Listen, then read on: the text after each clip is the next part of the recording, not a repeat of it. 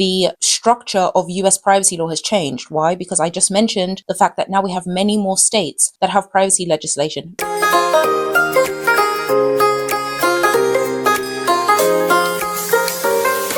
Hello everybody, welcome back to Privacy Professional Training. Today's video, I wanted to deviate a bit away from the series that we're on, talking about the specific sections within the body of knowledge. And I wanted to talk a little bit about the value I see in taking privacy certification after privacy certification. So if you are brand new to my channel, my name is Fumi Owolabi. I've been a privacy practitioner for a number of years now, and every year I take one privacy certification. The main reason being that, and actually we'll get into this a little bit later, but it's very important for me as a practitioner or as a privacy pro to continue to expand the knowledge that I have in this field in order to give good legal advice to my clients. So that's very important to me. But I wanted to talk to other aspiring privacy pros. Maybe you already are a privacy pro and you've done one privacy certification or two, and you're considering, should I continue taking privacy certifications and what is the value? So the first thing I want to talk about today, and why I personally see value in continuing to take privacy certifications, and I always will take privacy certifications, is because every year the privacy landscape evolves. How I understood privacy in 2019 is no longer how privacy operates in 2026 based on the work that I do. We can see that in the United States alone, there are now over 23 pieces of US state privacy legislation that are going to be enacted by the end of 2026. And that started effectively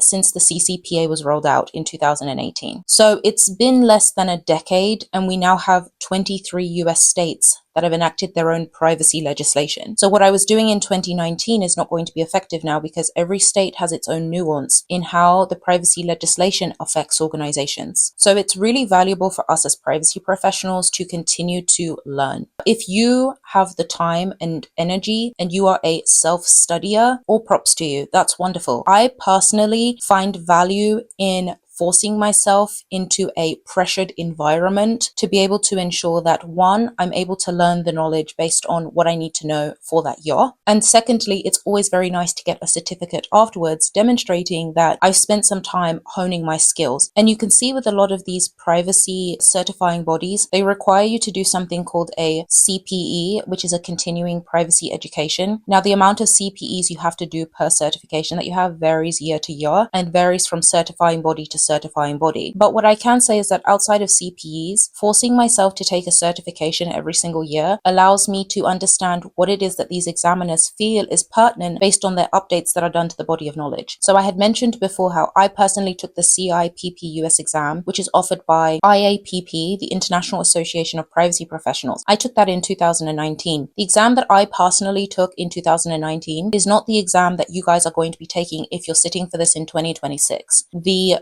structure of US privacy law has changed. Why? Because I just mentioned the fact that now we have many more states that have privacy legislation. Many of these states didn't have privacy legislation just 6 years ago. So doing a certification allows you to stay up to date and current in what's happening every single year. So let's say, for example, I studied the CIPPE exam. I did that in 2024. In 2024, I sat for the CIPPE exam, which is the European privacy exam that's offered by IAPP again. And so if you'd taken that exam in 2019 or 2020, the subject matter that you studied is different to the subject matter that I studied, right? And we know that there have been a lot of legislative changes and updates that are being made in the European Union, geography to geography, country to country, and how they are enacting the GDPR, which is the main European privacy legislation, is different country to country, right? If you are privacy pro in one of these countries, what I studied in 2024 might not be applicable to you in your area of expertise for privacy in 2026. So that's the first reason. The second reason is that I think it's really important when we are looking for work or liaising with clients, put ourselves in the best position possible, right? We understand that privacy, especially based on the terminology that's being provided in a lot of legislation, the terminology generally will make a lot of privacy legislation extraterritorial. So I currently work in the United States, and so a lot of the organizations here provide products and services to consumers outside of the United States. So the effect of the privacy legislation expands outside of the United States. A lot of organizations are not just looking at US privacy legislation, they're also looking at legislation in the European Union because they process personal data there. They're looking at counterparts or subsidiaries or affiliates that they have in China, Japan, South Korea. So our obligations as privacy professionals is to be able to understand the nuance in order to assist our clients and assist our organizations that we provide our privacy knowledge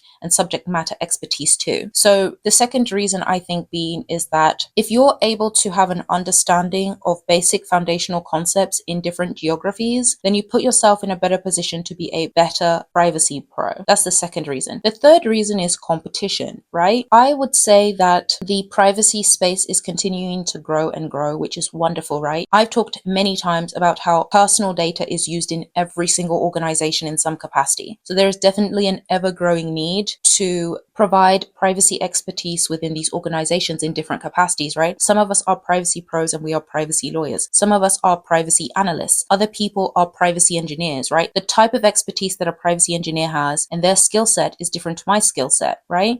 And so when we think about these organizations trying to expand geographically, even if you're geographically located in the United States, you could have a client or a customer, or you could have a vendor that you support who's planning to expand their expertise outside of the United States. So you've got competition in terms of, as a privacy pro, you've got other privacy pros that are located in other geographies. And I personally have had the opportunity to speak to lots of different privacy pros in other countries, which has been absolutely wonderful. And I recognize that in order for us to command better rates for our expertise, we need to leverage the value that we have by continuing to study in our practice area, right? There are certain privacy foundational principles that come to me very quickly now because I've been doing this over and over and I've continued to take privacy examinations. And I do wonder, I couldn't say for a fact, that I'm not able to be quick about certain concepts now if I had not taken the exams. And I wonder if just doing the continuing privacy education piece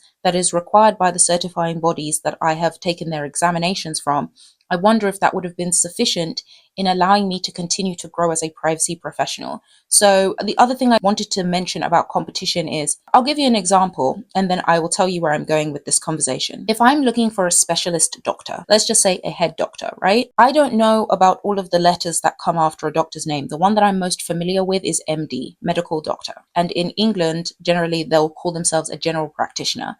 Now, doctors have different designations after their name. Some of them have many of them. But if I'm looking for an expert head doctor and I want a very good head doctor, those letters that the doctor is placing after their name might be important to me. I want to know that whoever's going to be helping me with my head is qualified in the area that they claim to be qualified in because I want the best care. Now, similarly, when organizations are looking for different privacy pros, they may not understand what each of those designations mean. They may not understand what SIP US means, SIP M, CDPSE. But if they see a number of different certifications, then in their discussion about who it is that they're going to provide the work to, the privacy work, it may be valuable to a particular organization or client that you demonstrate that you understand privacy in a very robust manner. So that's valuable to them. I don't know what all of the designations after the doctor's name are, but if I see a lot of them as a human being, I probably would be more inclined to go with someone that has plenty of letters after their name, demonstrating they know about heads, as opposed to a medical doctor that just has MD after their name. And I say this from a practical perspective because at Privacy Professional Training, it's not just about talking about preparing for your certifications. It's about having a really great career in privacy, because I definitely have seen so much value in my work and how I've grown as a privacy pro by taking certifications. But that doesn't take away from the fact that privacy pros, we do work. We don't just take privacy exams. Our expertise is used from organization to organizations, and we want to give ourselves the best chance of providing value within these organizations. So I really hope you enjoyed this simple video. Although it's a deviation from, how to take the exams and things that I think about, I still think it's valuable to talk about within my organization about how to translate the certifications that you're doing and considerations you might have if you're planning to stack privacy certifications like I do. Now, I'm not saying that it's necessary. It's not always necessary. It really does depend on the part of the privacy program that you work on. It also depends on what you value as a privacy pro for your own career. And that's only something that you can decide within yourself. But what I can share is what I've chosen to do and how I found value in doing it, because I'm hoping that other privacy pros might find value in it as well. So I really hope you enjoyed this video. If you have questions or comments, or you have anything you want to ask me about, the privacy landscape and things like that, leave a comment below and I will see you in another video.